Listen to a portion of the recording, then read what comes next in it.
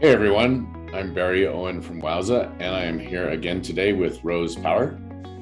Hey Barry, good to see you. You too, happy Friday. Thank you. Today we are going to continue with our Wowza video API tutorials, and today we're going to record session 4. Session 4, we're going to cover some low latency streaming options within Wowza Video. That'll include WebRTC in and out of the Wowza Video platform, as well as the Wowza RealTime Streaming at Scale platform. So let's get started. As always, we are going to start with our friendly postman screen. And the first thing we need to do is create a stream. Now, in this case, very similar to what we've done in the past when we're creating a live stream. But you'll notice here for my encoder type, I've specified that I would like to send WebRTC. So what this is going to do is this is going to enable the WebRTC entry point in Wowza Video. So I'm going to go ahead and send this call.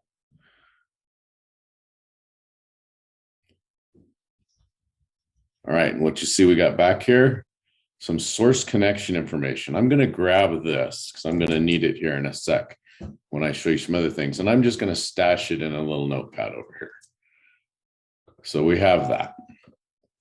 So now we have our stream created. It's ready to go for low latency. I have my SDP URL, I have an application name, and I have a stream name. So those are things I'm going to need to be able to send WebRTC from my browser. So one of the things you may want to do, and this is optional, it really depends on some things, obviously if you lower your buffer size to 0, like I'm doing here, you may have a few more issues if you have a bad connection, but I'm going to go ahead and set these values. I'm going to turn on the latency processing in the server, turn off the stream smoother, which technically probably doesn't even matter in this case because I don't think it's really used with WebRTC, but better safe than sorry.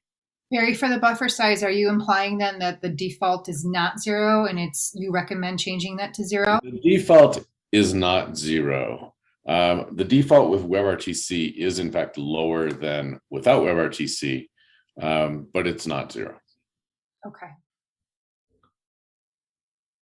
And that just returns the transcoder properties, and you can dig through here and view and see that everything was properly set. The next thing we're going to do, so the default viewer connection limit for a WebRTC stream in Wowza Video 10. And that means you can have 10 clients connected to your transcoder via WebRTC. The hard limit is 300. So we won't allow you to connect more than 300 connections to that stream. I'm going to set a medium here, and even though we're not going to have anywhere near this many, I'm going to go ahead and set this to a larger number. And again, in the JSON, you can see that in effect did happen. All right, so now we're going to start it. This is going to take a minute, as you know. So while that's starting, we'll go over here, and this is our Wowza Video main page. I'm going to go in here into available streams, and you can see that I have indeed created a stream and it is in fact starting. So we'll go over here and it's going to go ahead and start. So while that's doing it, we're going to go and configure our publish page. So I'm going to use the standard publish page off of wowza.com, and I'm just going to modify our settings. So the settings that I saved over here in my notepad, I'm going to grab those. I'm going to put them in here.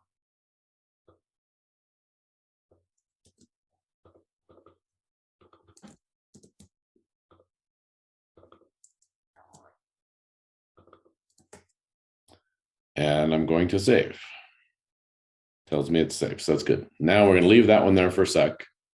We're going to go and we're going to do a similar thing to our player, because I'm going to show you this stream playing back as well.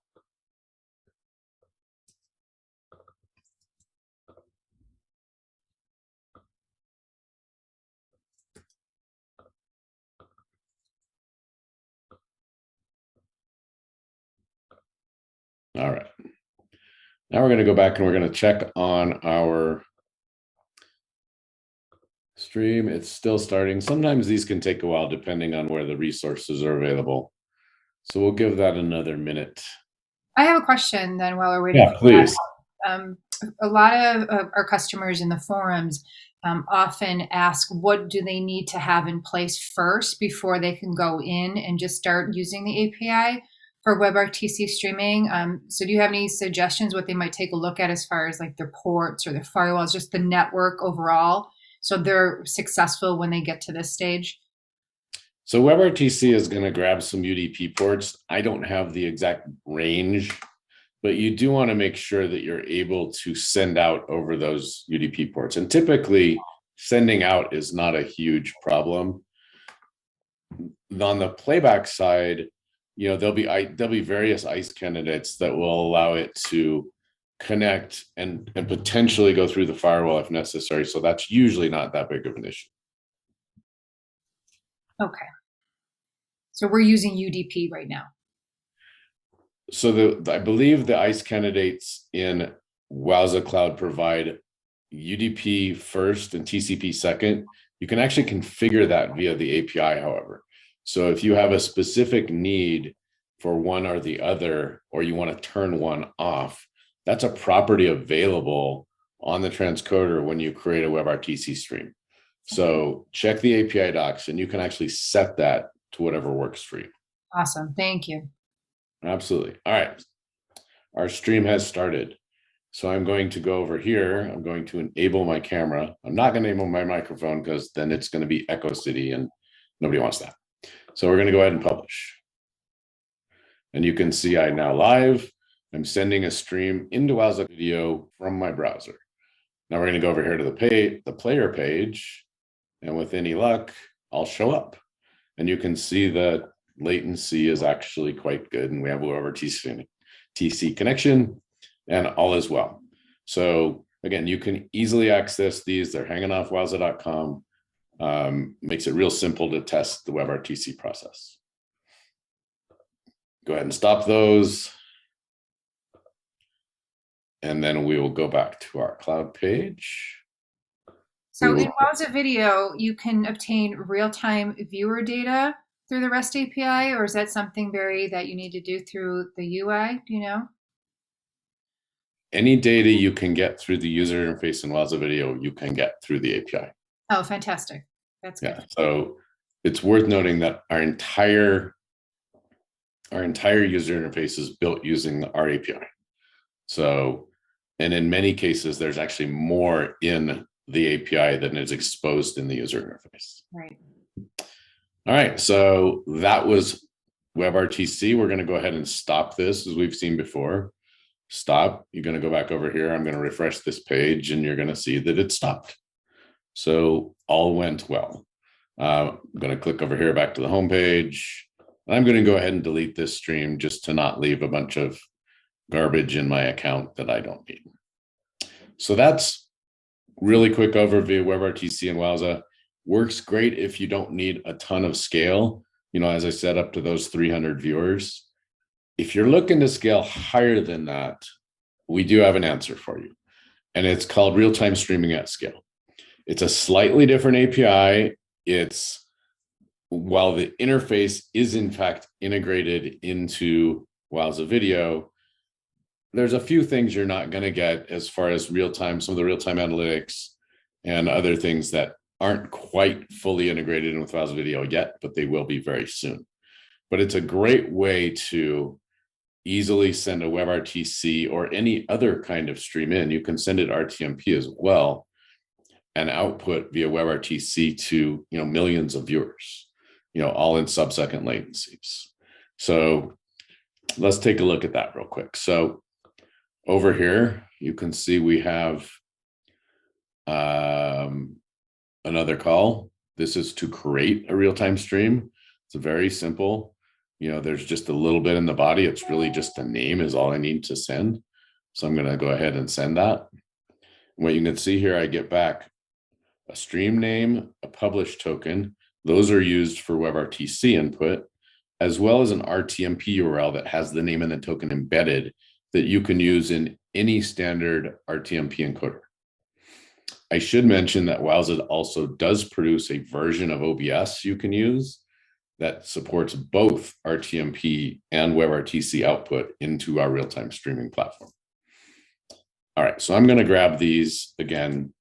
We're going to go back over to my editor. And in this case, I have a couple sample programs, sample files, I should say, on my computer that I have taken from our Wowza player, Wowza real-time streaming SDK. That SDK is available. We'll post the URL for it in the accompanying text with this video. So I'm going to go in here. I'm going to change my token. I'm going to change my stream name. I'm going to save that. And that's for my publisher page. And I'm going to do the same thing for my viewer page. My viewer page only needs the stream name. It does not need the token. Whoops. I don't break anything.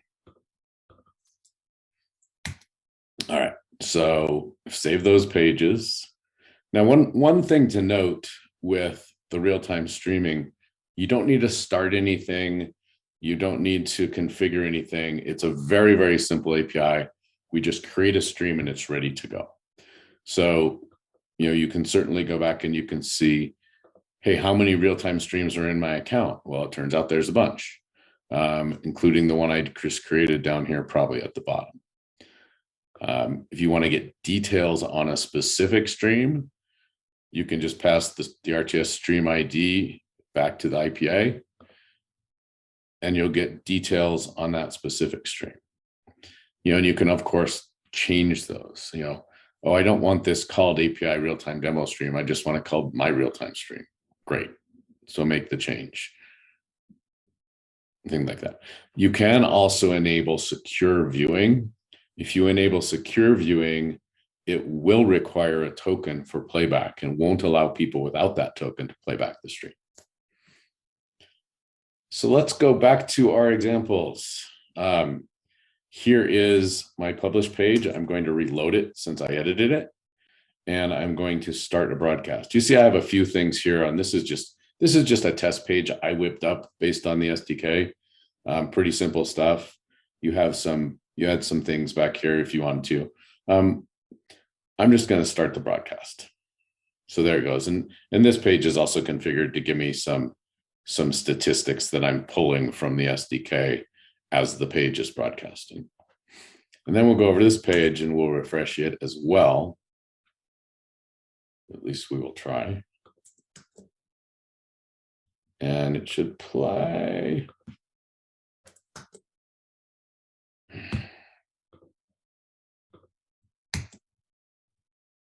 Real-time troubleshooting is the best way to learn. Aha, the old Chrome caching the JavaScript bug feature, call it what you like. So in fact, I didn't refresh my page all the way. Here you go. Now you can see we have a real-time stream going. We knew it was going by this. The playback was just screwed up, but now it's there. So again, this will actually scale to, literally millions of viewers with sub-second latency. So if you have the need, if you're gonna go broadcast the world's biggest gaming tournament, or if you are, going to do a live auction with a lot of viewers, this might be a great answer for what you need. It is, and I really like that there's that extra step for additional security in a world of hacker attempts and cyber attacks. I know that with WebRTC, it's encrypted already, correct? Because it is encrypted end to end, but you can never be too careful, right? I mean, not too careful. But I see there you have that enable secure viewer that you had mentioned there in the JSON response, and that is an extra step that they can use a token to really know that only the right people. Yeah, absolutely. So, just because it's encrypted end to end doesn't mean somebody couldn't steal the SDP URL, the stream name, and play it back. Right? They could get that from your page or elsewhere, or spoofing it or watching the wire. So whatever else you can do to increase the level of security to make sure people have all the required credentials, it's nice to be able to do that. All right, so now you've seen real-time streams. I will show you in the UI real quick. You can also look at your list of real-time streams in the UI you can add them. You see that we had the recent one here that we just played. It'll give you the details on it. So you do have all the information about anything you've created with RealTime in the user interface as well. I'm going to go ahead and again, I'm going to clean up after myself, and I'm going to just delete this stream. So you see how delete works. Everything goes great. And that's it. And that is a complete session on low latency features within Wowza Video. Anything else you'd like to add, Rose? No, I just think it's great. It removes the fear that, WebRTC is so complicated to configure, especially if you're using the REST API. So I think this is wonderful to watch you walk through it. Yeah, even I can get it to work. So, hey, it can't be that hard. All right. Well, until next time, thanks for joining us, and happy coding.